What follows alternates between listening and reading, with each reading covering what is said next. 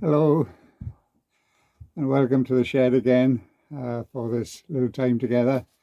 I'm delighted to be able to share these moments with you. So our verse for today is found in Genesis chapter 16 verse 13.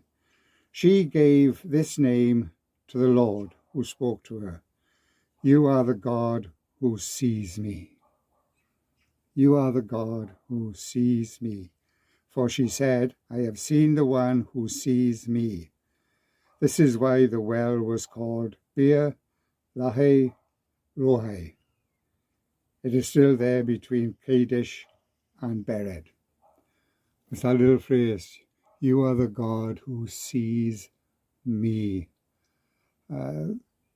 She refers to Hagar, the maidservant of Sarah and Abraham. And Hagar's on the run. Things have gone terribly bad back at home with Sarah, and she has decided to up and leave. So she's in a bad place.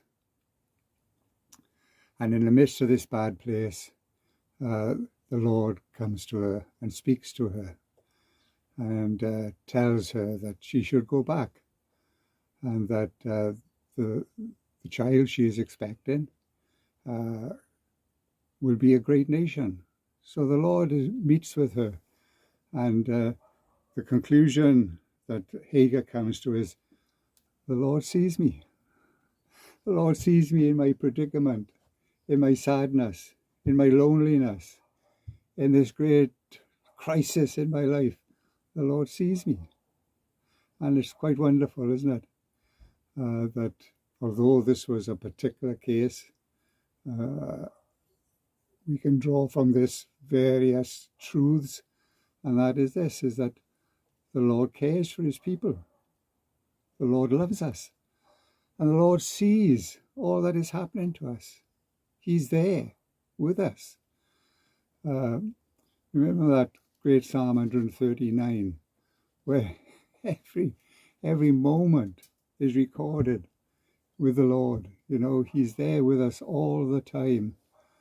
And it's wonderful to know that we are not alone, that God is there for the child of God. He's there with us. If we went on a few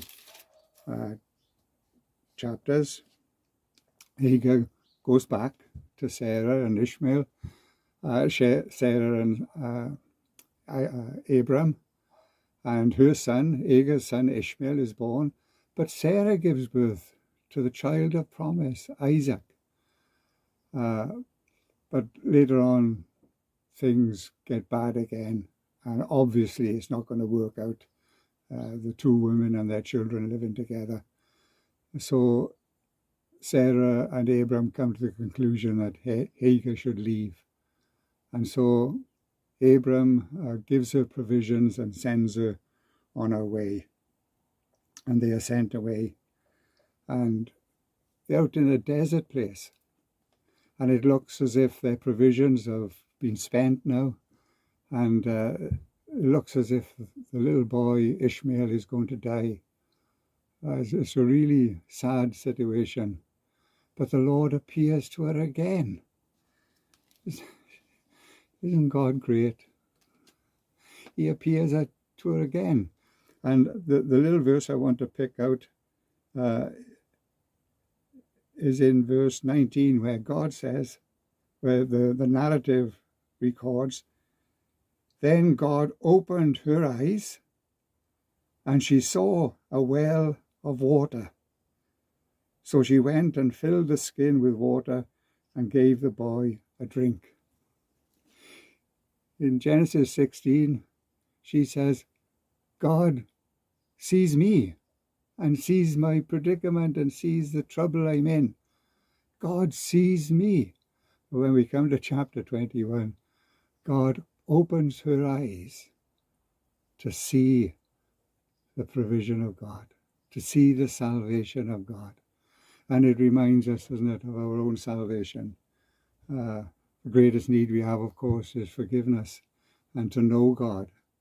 And there's a time when God opens our eyes to see the wonder of his salvation. And it's a wonderful, wonderful moment when we see the well of salvation, and we go and draw water from the well of salvation with joy. So those two thoughts: God sees us, and then he opens our eyes to see him, to see his salvation.